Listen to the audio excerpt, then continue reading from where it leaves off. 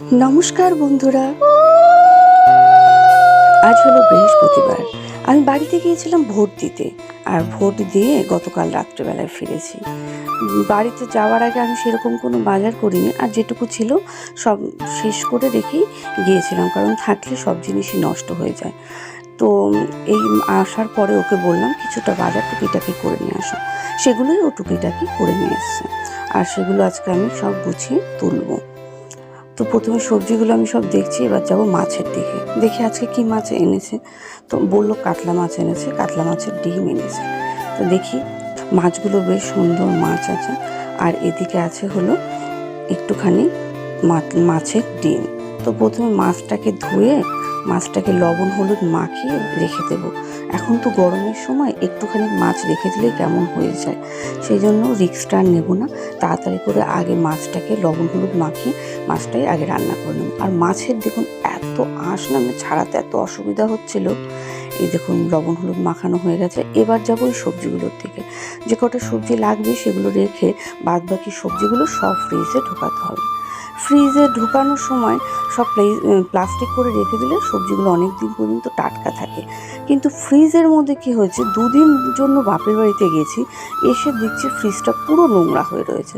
মানে একটা থামস আপের বোতলের বোধহয় মুটকি খুলে রেখেছিল বা কী হয়েছে জানি না, সেটা পুরো পড়ে গিয়ে অবস্থা ফ্রিজটার খারাপ হয়ে গেছে। এখন সেটা আগে আমাকে পরিষ্কার করতে হবে। তাই আমি ভাবলাম আগে বাস্কেটের মধ্যে সবজিগুলোকে সুন্দর করে গুছিয়ে নিই। মেয়েরা একদিনের জন্যই বাপের বাড়িতে যাক বা দুদিনের জন্য 10 দিনের জন্যই যাক, বাড়িতে এসে সেই গোছানো সংসার থাকে না। এসে তাকে নতুন করে আবার সমস্ত কিছুই গোছাতে হয়। যাওয়ার আগে এত সুন্দর করে চারপাশটা গুছিয়ে রেখে গেলেও আসার পরে যেরকম নোংরা সেরকম নোংরাই থাকবে। এটা মনে হয় আমার ক্ষেত্রে না, সব মেয়েদের ক্ষেত্রে এই সেম প্রবলেমগুলো হয়। তো যাই হোক, আমি আগে সমস্ত সবজিগুলোকে গুছিয়ে নেবো। আর বাবা এসে চুপ করে আমার সবজি গোছানো দেখছে। আর ওই যে ফ্রিজটা খুলছি, বারবার ঠান্ডা হাওয়াটা বেরোচ্ছে, ওই ঠান্ডা হাওয়াটা খাওয়ার লোভে আর ওই সেখানে ঘুরছে। আমি এখন ফ্রিজটা খুলবো। এবার দেখছি ওই দেখুন বসে রয়েছে চুপ করে। সব জিনিসগুলো আমার গোছানো হয়ে গেছে। লঙ্কাগুলো দেখুন কি সুন্দর মোটা মোটা লঙ্কা। আর এখানে শাক আছে, পেঁপে, শসা, গাজর, আর নিচে কিছু পটল, ঝিঙে, আমি সমস্ত কিছু গুছিয়ে রাখলাম। এবার আলু আর পেঁয়াজগুলোকে নিচের বাস্কেটে রাখবো। দেখুন পেঁয়াজ আর্ধেক কাটা, এগুলো সব গরমের সময় না সবই নষ্ট হয়ে গেছে, সেগুলোকে গুছিয়ে ফেলে আবার পরিষ্কার করলাম। এবার ধরবো ফ্রিজের ভেতরটা।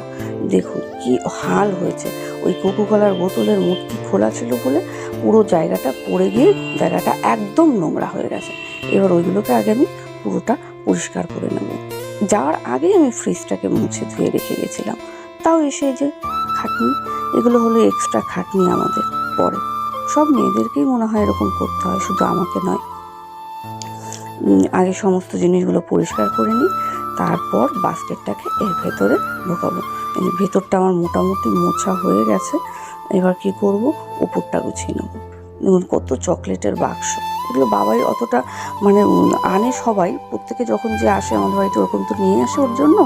তো বাচ্চারা থাকলে ও ছোটোগুলো বেশি খেতে ভালোবাসে, তবু বড়োগুলো থাকে। ওই আমরা যখন সবাই এক জায়গায় হই তখন হয়তো একটা বড় ভাঙলাম ক্যাডবেরি, সবাই মিলে খাওয়া হয়ে গেল। 2-3টে জমে গেছে বাবার বড় বড় ক্যাডবেরি। এবার দেখুন আমার মোছা হয়ে গেছে। এবার বাস্কেটের এইটাকে ভেতরে সবজিটাকে ঢুকিয়ে দেবো। দেখুন এবার ফ্রিজটা কত সুন্দর আমার গোছানো। এই যে কোকোকলার বোতলটা এইটার থেকে ছপ পড়ে যাচ্ছিলো, দেখছি অর্ধেক হয়ে গেছে পড়ে পড়ে। তো এই দেখুন গোছানো হয়ে, এবার বাইরেটাও নোংরা, ধুলো পড়ে কি অবস্থা। রাস্তার ধারে বাড়ি তো, একদিন না মুছলে পড়েই পুরো সব জিনিস ধুলোও হয়ে যায়। তাই জন্য ফ্রিজটাকেও আবার ভালো করে মুছে ফেলবো বাইরেটা। বাস্কেটের জায়গাটাও সুন্দর করে মুছে ফেলছি। সব কিছু মোছা হয়ে গেল। এবার সব কিছু এবার নোংরা একটা প্যাকেটে ভরে নেবো, ওর বাবা যখন যাবে তখন ফেলে দিয়ে আসবে। তো আমার এখানে সব গোছানো হয়ে গেল। যেহেতু বৃহস্পতিবার, তাই আমি কি করব, এখন ঘর টরগুলো সকালে একবার মুছেছি, এখন মাছ টাছ ধুয়ে আবার মুছবো। মুছে এই জায়গাটা মুছে ধুয়ে নিয়ে স্নান করে আগে পুজোটা দেবো।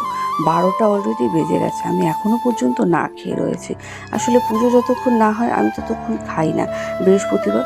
আর দেখুন আমি বাসন কটা ধুতে ধুতে দুধের দিকে তাকিয়ে রয়েছি, অথচ যেই চোখটা ফিরিয়েছি দুধটা উঠলে পড়ে গেল। সেই জন্য আবার একটু খারাপও লাগলো, কাছে থাকাকালীনও দুধ উঠলে গেল। যাই হোক, এবার আমার সমস্ত কাজ এদিকে গোছানো হয়ে গেল। এবার যাব, বাসনগুলো সব ধোয়াও হয়ে গেল। এবার যাব আমি ঘরটা মুছতে। ঘরটা মোছা হয়ে গেলে পরে আমি স্নানটা করে আগে দিয়ে দেবো পুজো, তারপরে যাব দুপুরে রান্না করতে। সকালে যা রান্না করেছিলাম ওর বাবা খেয়ে নিয়েছে, বাবাইকে খাইয়ে দিয়েছি। এখন দুপুরের যেটুকু রান্না হবে সেগুলো সবাই মিলে দুপুরে খাবো। আর আমি একবার এখন পুজো টুজো দিয়ে এক মুড়ি বা বিস্কুট কিছু একটু খেয়ে জল খেয়ে নেবো, তারপরে দুপুরে একবারেই ভাত খাবো। এই দেখুন কথা বলতে বলতে চলে এলাম।